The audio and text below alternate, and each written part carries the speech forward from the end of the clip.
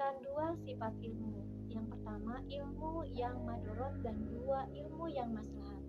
Ilmu yang madorot diturunkan kepada Azazil laknatullah, dan ilmu yang maslahat yaitu ilmu yang diturunkan kepada Rasulullah. Sifat ilmu yang maslahat diturunkan kepada Rasulullah bersemayam di dalam hati nurani sanubari manusia, yaitu nur insan yang suci, jiwa sejati manusia.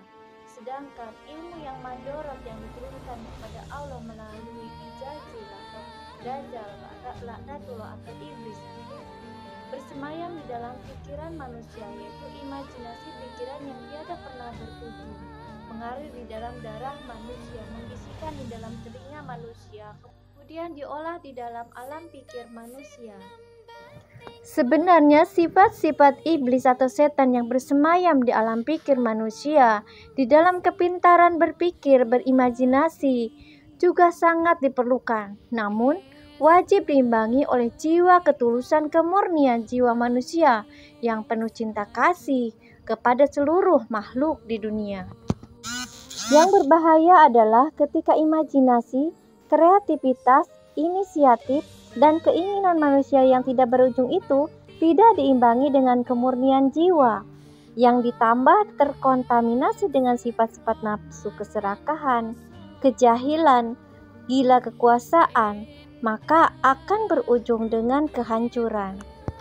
Jadi bijaknya adalah kepintaran dan kesadaran otak cipta dalam berkarya, terus berkreativitas, berimajinasi, terus berkarya, namun diimbangi dengan rasa kasih sayang, kemurnian jiwa manusia yang berada di dalam jiwa murni manusia, yang tidak bisa dimanipulasi eksistensinya. Maka efektivitas dan pemanfaatan karya manusia bisa dirasakan secara maksimal oleh seluruh umat manusia. Pada era digital ini, secara tidak sengaja, alam menggiring manusia pada perang spiritual dan banyak tidak disadari manusia. Di sisi lain, kita fokus pada keilmuan agama dan anti filsafat. Sedang bangsa-bangsa Yunani dan Eropa lainnya mendalami filsafat untuk perkembangan teknologi dan spiritual bagi mereka. Filsafat adalah sumber dasar pemikiran dari segala ilmu di dunia, karena sebagai dasar pemikiran segala kejadian asal-usul dan asbabul nuzul suatu kejadian di alam dunia ini ada di dalam makom jiwa manusia yang berperang juga harus dipilih dan diseimbangkan, yaitu alam pikir dan alam rasa. Keduanya memiliki energi dengan sifat dan tugas yang berbeda. Lalu, sikap apa yang harus kita ambil? Sikap kita adalah harus mengenal semuanya agar bisa mengarungi kehidupan ini dengan arif bilah dan bijaksana, yaitu kesesuaian tindakan dengan pola pikir dan rasa sejatinya manusia. Pada saat ini, degradasi moral sudah mencapai puncak kekhawatiran yang luar biasa. Jika manusia sebagai khalifah di dunia, sebagai wakil Tuhan, seyogyanya harus melakukan tindakan untuk penyeimbangan atas segala gejolak lonjakan energi negatif agar mencapai keseimbangan energi kehidupan yang seimbang. Bolehlah kecanggihan semakin pesat, namun wajib adanya diseimbangkan dengan energi positif jiwa manusia agar stabilitas energi semesta bisa berjalan dengan baik, yaitu dengan cara aktualisasi imajinasi melalui kepintaran otak dan kecanggihan teknologi, dan diimbangi dengan memupuk kecerdasan rasa yang berpusat pada jiwa kasih sayang manusia, agar semua teknologi yang diciptakan oleh akal dan cipta manusia itu bisa bermanfaat yang sebaik-baiknya untuk umat manusia.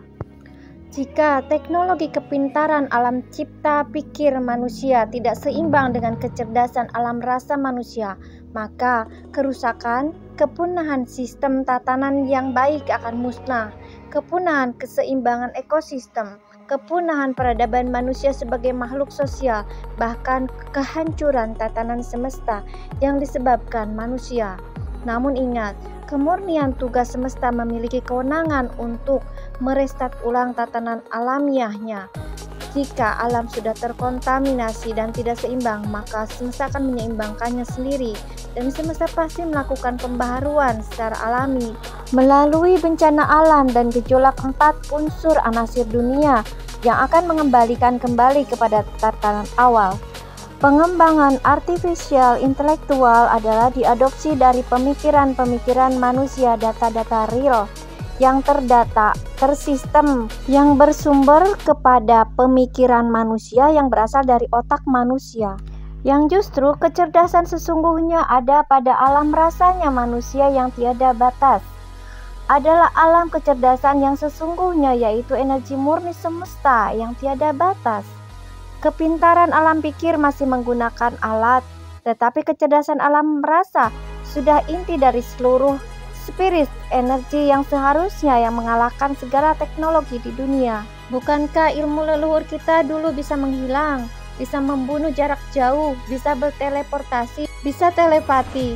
Itulah kecerdasan semesta yang sesungguhnya, energi kecerdasan manusia secara otomatis.